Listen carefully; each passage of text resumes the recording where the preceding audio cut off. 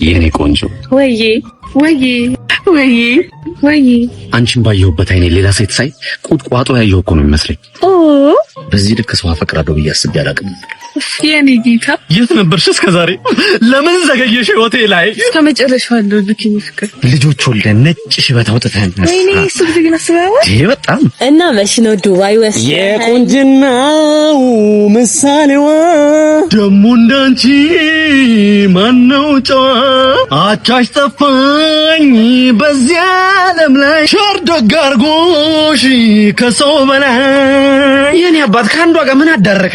እዚህ ምሳም በዚህ ምሳም አትርበቅ ኤቢ የኔ ቆንጆ ኤቢ ሰፈር ምን ይዘ የኔ ፍቅር ማነሽ አንቺ? ቆይ ፍቅር ነሽ ምንድነው ማለት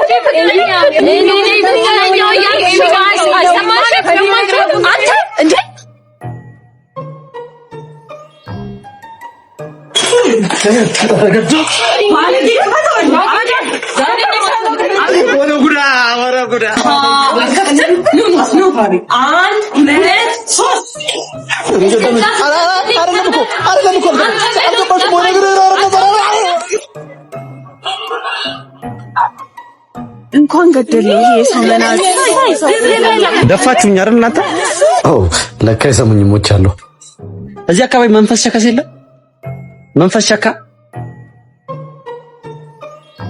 ቆንጆ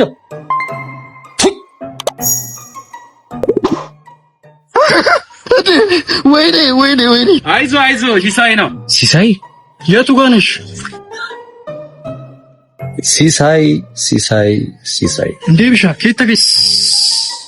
ከህፃን ጋር ትጫወት ይወጋል በእንጨት አሉ። ጭራሽ ፈገግታ ሰበዛለህ፣ ላይ ላይ ትጸዳዳለህ። መቼ እኔ ማውቀው ነገር የለም። ማን ነው እንደዚህ ያለ? ላይ ጠብ ሲል ያየ የላይ ሰፈር ልጅ ነው ሲሳይ ነው ብሎ የነገረኝ። ያለ መግባባት ተፈጥሮ እኮ ነው። በረከት ነው ሊል ፈልገው ነው እንዴ? ሶሪ በላት ሶሪ። እኔ መች ገባኝ በእናት ገብቼ በረከት ሄሎ የዴሊቨሪው ልጅ ነህ አይደል? አዎ ነኝ። በቃ አፍጥነውሽ። ኧረ መጣሁ ከቻልኩ። ሄሎ ማን ቆየህ እኮ። ኧረ ፈጠን በልልኝ በእናትህ። ይኸው መጣሁ። እያየሁህ አይደል እንዴ? ምንድነው አንተ ደርሻለሁ አላልከኝም እንዴ? ይኸው ደርሻለሁ። ኦልሞስት ታንኩ ጋር እኮ ነኝ ያለሁት። የምን ታንክ ነው? ታንክ የለም እኮ ሰፈር ውስጥ። ምንድነው ታንክ የምትለኝ? ወይኔ ሰፈር ካላወቅህ ወይ በማፕና ማን በእናትህ ቸኩያለሁ። ቶሎ ላልኝ። ልክ አንተ እንደዛ ባረክ በቃ እሽሽ። ሄሎ ወንድሜ በእናትህ አንዷ አቻኩሎኝ እኮ እሱ ጋር ወላደስኩ ሂጅ እኮ ነው። አቻኩሎኝ እኔ ቅድም ጀምሮ ያቻኩልኩ አይደል እንዴ? ምንድነው የምታወራው እኮ ታዲያ? ሰውዬ ይኸውልህ አስባረራለሁ፣ ከድርጅት አስባረራለሁ። ይኸውልህ ቶሎ ማደርስ እኮ ነው አሁኑ ነው። ባልባል ኧረ በስመ አብ። ይኸውልህ አዳምጠኝ፣ አታሳብደኝ። ይኸውልህ አሁኑ ነው። ይኸውልህ 5 ደቂቃ ነው የምሰጠው። አሁኑ ነው ድረስ ወንድሜ በእናትህ ቆየሁ። ባህር በእናትህ ምን ላድርግ በእናትህ? ጌታስ ምን ያው ረቦኛል። አሁን ቶሎ አምጣው በእናትህ። ምንድነው የራበህ? ረቦኛል። ፍርፍሩን አምጣው ቶሎ በል። ምን አይነት ካቻቢቴ ያለ አዘዝከኝ? ካቻቢቴ ነው የመጣው መጣው ወዲህ። ሄሎ ወይ ሚስቴ፣ አዎ ዛሬ ሰው እጄ ላይ ይጠፋልና በቃ ጠብቂኝ። ዝም ብለሽ ስንቅ አዘጋጅ። ደናገ አቡሻ እሺ ምንህን ለመታከም ነበር? ዝም ብለሽ ካርዱን አታውጭልኝም? እዛው ለዶክተሩ በነገሩ አይሻልም? አይ ከዚህ ስለሆነ ዶክተር የሚመደበልህ ህመምህን ማወቅ አለብህ። አይ በቃ ለሙሉ ምርመራ አድርጊው።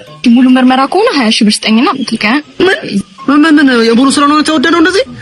በቃ ተይው ዝም ብለሽ የዋናው የሰውነት ክፍል አለ አይደል?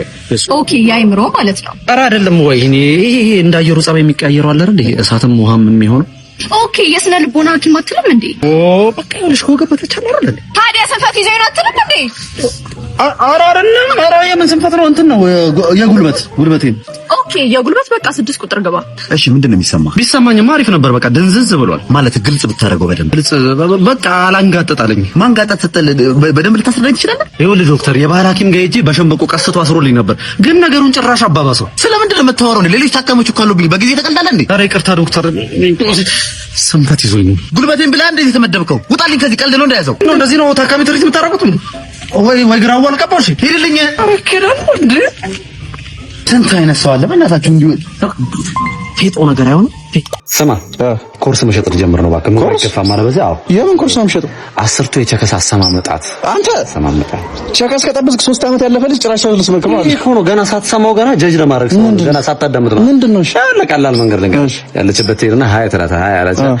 ለስራ ጉዳይ ነበር የፈለኩሽ፣ ሞዴል ፈልጌ ነበር ትላታለች። ሁሉም ቸከስ ሞዴል መሆን ትፈልጋለች ማለት ነው። ኦ ደስ ይለኛል። ይሄ ምንድነው? የሙዚቃ ነው ስትል አይ ትላታለች። እና ይሄ ምንድነው ስትል የህይወቴ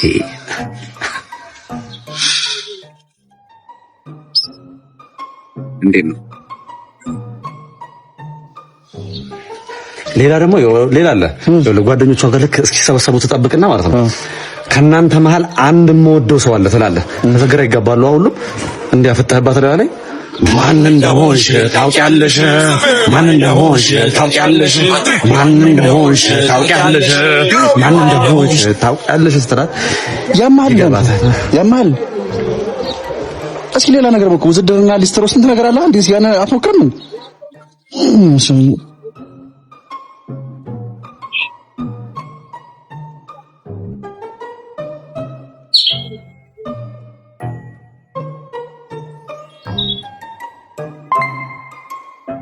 ቤተሰቦች ዛሬ የመጣሁት እንግዲህ ይቅርታ ለመጠየቅ ነው። ሁላችሁንም አውቃለሁ አስቀይሜያችሁ ነበር በባለፈው፣ አጥፍቻለሁ። ምን ያጠፋው? አንተ ያበደ ቪዲዮ አይደል እንዴ ሰራሚ ሐሳቡን እንዴት ነው ይጣጣል ሰው አይገምተውም ማለት ነው። አጥፍቻለሁ ምናምን ብዬ እሷ ምን ያጠፋው ስትል አምፖሉን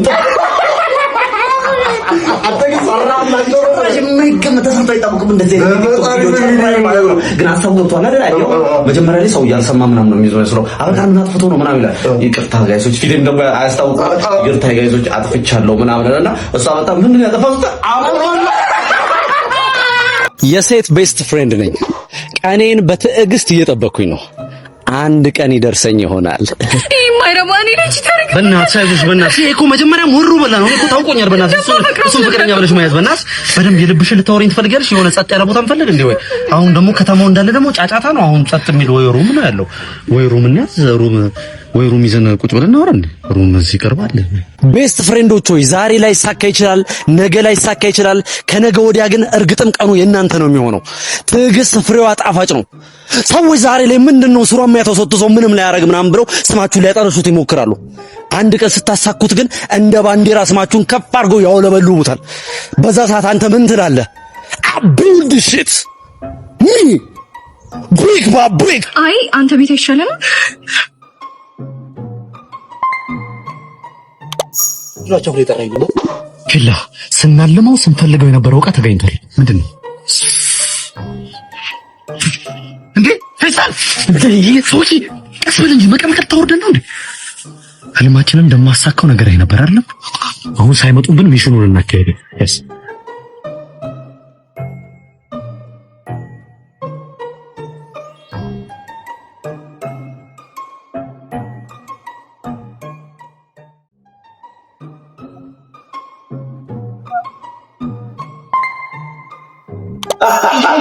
እሺ ባለሀብት ልቋምንት በመጨረሻ ልጠይቆት የምፈልገው ነገር ይሄን የሀብት ማማ እንዴት ሊጎናጸፉ ቻሉ? ይሄን አንተ ታልተዋልሽኝ አይደል?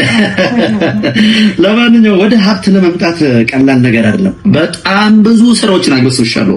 በመጀመሪያ ሸንኮራ ሸጫለሁ። ሸንኮራ መሸጥ። በሁለተኛ ሊስትሮ መስርቻለሁ። ሊስትሮ መስራት። ሶስተኛ እንቁላል ሸጫለሁ። እንቁላል መሸጥ። ከዛ በኋላ ነው እንግዲህ ቢሊዮነር የሆንኩት። እንደ ማንኛውም ባለሀብት ማለት ነው። እንደ ማንኛውም ባለሀብት ጉዞ ወደ ቢሊዮነርነት። ኧረ በእናትህ ደህና ነገር መርቅልኝ። ምን ሆነ ነው? ሁለት አንጓ መረቅኩ እንዴ? ማለት ያው በቃ ሁለት አንጓ ሸንኮራ ተወዷል።